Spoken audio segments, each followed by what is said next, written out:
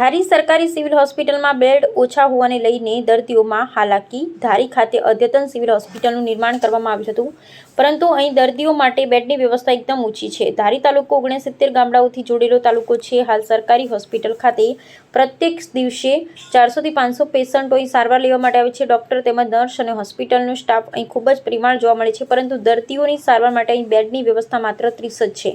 હાલ ઉનાળાની સિઝન ચાલુ હોય, લૂ લાગવાના બનાવો, ઇમરજન્સી સારવારના બનાવો તેમજ ડિલિવરી સહિતના દર્દીઓની અવરજવર અહીં ખૂબ જ મોટા પ્રમાણમાં જોવા મળે છે.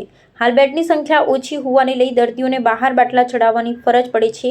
ધારી ગ્રામજનોની માંગણી છે કે તાત્કાલિક અસરથી બીજા વધારાની બેડની વ્યવસ્થા ઊભી કરવામાં આવે, જેથી દર્દીઓને યોગ્ય પ્રમાણમાં સારવાર મળી રહે. શું માંગણી છે તમારી? મારી માંગણી એવી છે કે અહીંયા બેડ ઓછા છે, એટલે દર્દીઓને માટે બેડ વધારે હોય. સારવાર કેવી છે? સારવાર સારી છે.